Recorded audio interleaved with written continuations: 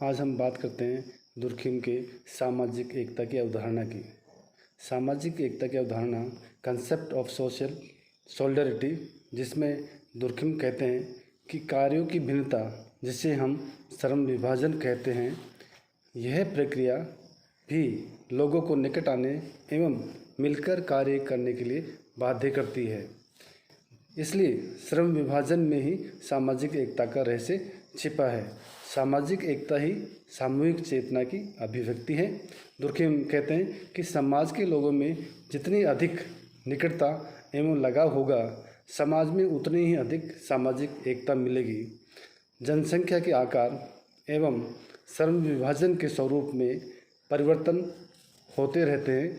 इसी आधार पर समाज में दो प्रकार की एकता का जन्म होता है, जिसमें दुर्खिम ने पहली जो एकता बताई है यांत्रिक एकता और दूसरी एकता बताई सावयवी एकता। तो हम बात करेंगे पहले यांत्रिक एकता पर। दुर्खिम कहते हैं कि यह एकता प्राचीन, सरल, आदिम समाजों में पाई जाती है। इन समाजों में लोगों की जो परिस्थितियां हैं, भूमिका है, विचार है, विश्वास है, जीवन शैली है, इनमें समानता पाई जाती है। साथ ही दुर्खिम यह भी बताते हैं कि इन समाजों पर परंपरा, धर्म, जनमत का हमेशा नियंत्रण होता है। यहाँ पर व्यक्तिगत चेतना गौण होती है और सामूहिक चेतना प्रभावी होती है। तो पूरे समाज की जो सामूहिक चेतना है वो ही काम करती है। यहाँ पर व्यक्तिगत चेतना, व्यक्तिगत जो विचार हैं वो यहाँ पर गौण होते हैं। अब बताते हैं कि यांत्रिक एकता की जो विशेषताएं हैं वो कौन कौन सी देखने को मिलते हैं, जिसमें दुर्खिम ने सबसे पहले जो विशेषता बताई है यांत्रिक एकता की विशेषताओं में, वो है अविभेदीकृत समाज, जैसे आदिम और ग्रामीण समाज। इस तरह जो समाज है उनमें कहीं भेदभाव नहीं पाया जाता है। तो दुर्खिम बताते हैं कि इस प्रकार के जो समाज हैं उनमें आयु, लिंग और आनुवंशिकता के आधार पर श्रम का विभाजन होता है या श्रम विभाजन पाया जाता है। यहाँ पर आर्थिक विषमता का अधिक नहीं मिलती है। आर्थिक विषमता न के बराबर होती है। गांव या कबीले का मुखिया आनुवंशिकता के आधार पर दूसरों से ऊंचा होता है। इन समाजों में मानसिक, सामाजिक और नैतिकता सभी क्षेत्रों में एक रूपता पाई जाती है। साथ ही दुर्खिम बताते हैं कि इनके विश्वास व्यवहार में भी समानता पाई जाती है एवं यहाँ पर व्यक्तिवाद का अभाव होता है, व्यक्तिवाद नहीं पाया जाता है। दूसरी जो विशेषता बताते हैं दुर्खिम, वो कहते हैं कि व्यक्ति का यहाँ पर द्वितीयक स्थान होता है। यांत्रिक समाज या यांत्रिक एकता की जहाँ बात करते हैं दुर्खिम, तो वहाँ बताते हैं कि यहाँ पर व्यक्ति का द्वितीयक स्थान होता है, प्राथमिक स्थान नहीं होता है। यहाँ पर व्यक्ति के स्थान पर समाज को उच्च स्थान दिया जाता है और यहाँ समाज उच्च एवं व्यक्ति गौण होता है। समाज ऊंचा होता है और व्यक्ति गौण होता है। यहाँ सामूहिक चेतना प्राथमिक होती और व्यक्तिगत चेतना जो है वो द्वितीयक रूप में होती है। तीसरी जो यांत्रिक एकता की विशेषता बताते हैं दुर्खिम, वो बताते हैं सामूहिक चेतना का प्रभुत्व। यहाँ पर सामूहिक चेतना का प्रभुत्व होता है। समाज के विश्वास, विचार, सामाजिक नैतिकता, इनमें प्रत्येक सदस्य की भागीदारी होती है। समाज का कोई भी सदस्य इन पर शंका कर रहा है तो वह समाज को चुनौती दे रहा होता है। इसे समाज स्वीकार नहीं करता है। सामूहिक चेतना एक पीढ़ी से दूसरी पीढ़ी में हस्तांतरित होती है और यह चेतना व्यक्ति से ऊपर होती है। चौथी जो विशेषता बताते हैं दुर्खिम यांत्रिक समाज की, वो बताते हैं दमनकारी कानून। इस समाज में दमनकारी कानून पाए जाते हैं या दमनकारी कानून का प्रभुत्व होता है। दुर्खिम कहते हैं कि इस कानून का उद्देश्य समाज की एकता को बनाए रखना है। यहाँ सामूहिक चेतना को चोट पहुँचाना अपराध माना जाता है और समाज ऐसे व्यक्तियों को दंड देता है। इस कानून का उद्देश्य, मतलब दमनकारी कानून का उद्देश्य व्यक्ति के स्थान पर सामूहिक हितों की रक्षा करना होता है। और अगली जो विशेषता बताते हैं दुर्खिम यांत्रिक समाज की, वो है नैतिकता। इन समाजों में सामाजिक एकता का आधार नैतिक होता है। यांत्रिक एवं सावयवी दोनों समाज नैतिकता पर आधारित होते हैं, लेकिन दुर्खिम कहते हैं लेकिन सावयवी समाज में नैतिकता कमज़ोर हो जाती है और यांत्रिक समाज में नैतिकता के आधार पर समाज की सुदृढ़ता बनी रहती है और नियंत्रण व्यवस्था बनी रहती है। तो नैतिकता यांत्रिक समाज में ज़्यादा महत्व होता है। अगली जो विशेषता बताते हैं दुर्खिम यांत्रिक समाज की, वो है राजनीतिक व्यवस्था। राजनीतिक व्यवस्था यांत्रिक समाज में कैसे मिलती है? यहाँ पर दुर्खिम बताते हैं कि इन समाजों में न्याय, दंड एवं सामाजिक मामलों में सामूहिक रूप से निपटाए जाते हैं। समुदाय ही कानून बनाता है, समुदाय ही कानून को लागू करता है एवं उल्लंघन करने पर समुदाय ही दंड भी देता है। यहाँ पर समाज का कोई भी मामला व्यक्तिगत न होकर सामूहिक हो जाता है। तो राजनीतिक जो व्यवस्था है वो दुर्खिम ने बताया कि यहाँ पर किस प्रकार की राजनीतिक व्यवस्था काम करती है। अगली जो विशेषता बताते हैं दुर्खिम यांत्रिक समाज की, वो है आर्थिक संगठन। यांत्रिक समाजों में आर्थिक व्यवस्था किस रूप में देखने को मिली, उसमें भी दुर्खिम ने कहीं न कहीं अपने विचार बताए कि श्रम विभाजन की बात करें या यांत्रिक समाज की बात करें तो वहाँ पर लोगों में आर्थिक संगठन या आर्थिक व्यवस्था कैसे देखने को मिली। तो अध्ययन करने पर दुर्खिम ने पाया कि यहाँ पर आर्थिक संगठन या आर्थिक व्यवस्था कैसी थी, उस बारे में दुर्खिम बताते हैं कि यांत्रिक समाजों में विशेषीकरण का अभाव होता है। भोजन, आवास, वस्त्र की पूर्ति बड़ी कठिनाई से होती है। यहाँ उत्पादन प्रक्रिया में सभी लोग, परिवार के सभी लोग भाग लेते हैं, तो मिलजुल कर सब लोग काम करते हैं, तो आर्थिक व्यवस्था यहाँ संगठित रहती है। अगली जो विशेषता बताती दुर्खिम यांत्रिक समाज की, वो बता रहे हैं कि यहाँ पर धार्मिक व्यवस्था या धार्मिक संगठन किस रूप में यांत्रिक समाज में काम करता है। तो यहाँ पर धर्म की प्रधानता पाई जाती है। यांत्रिक समाजों में धर्म की प्रधानता अधिक पाई जाती है। यहाँ धर्म सामाजिक नियंत्रण का साधन होता है।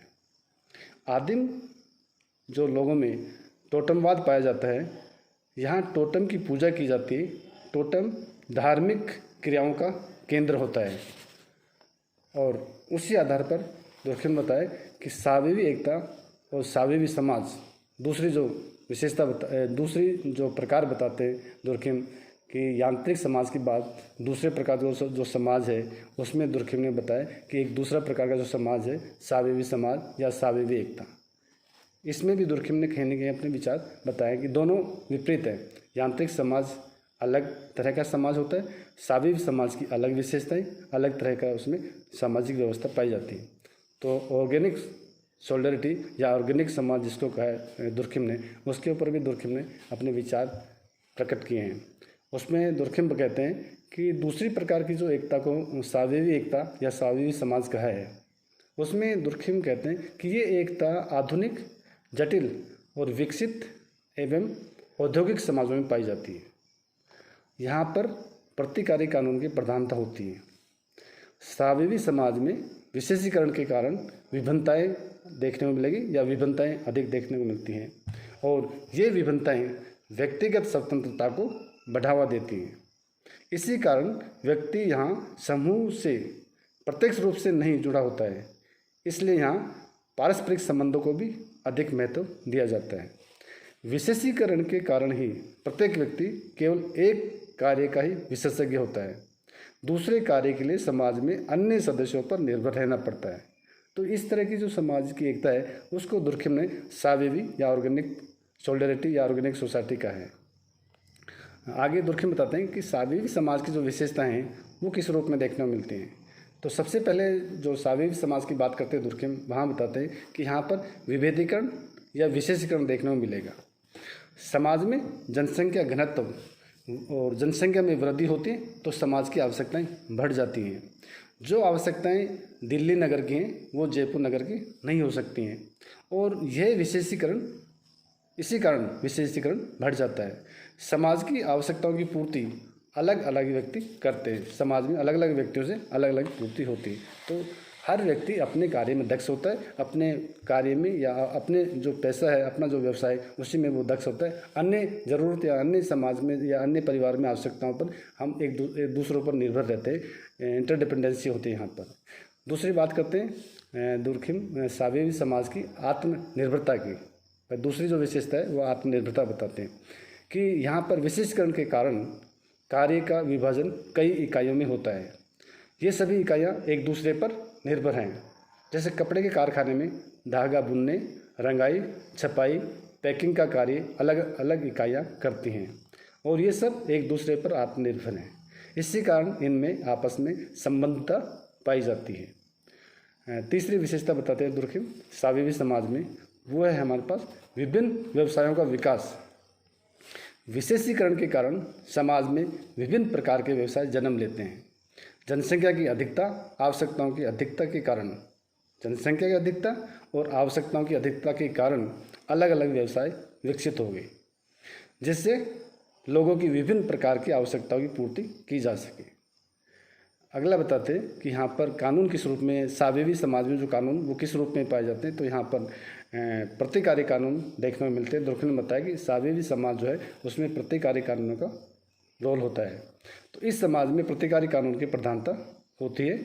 ये व्यक्ति को समाज से प्रत्यक्ष रूप से नहीं जोड़ते हैं, बल्कि मध्यस्थ संस्थाओं और प्रतिनिधियों जैसे न्यायालय, न्यायाधीश, पंच, वकील आदि से जोड़ते हैं।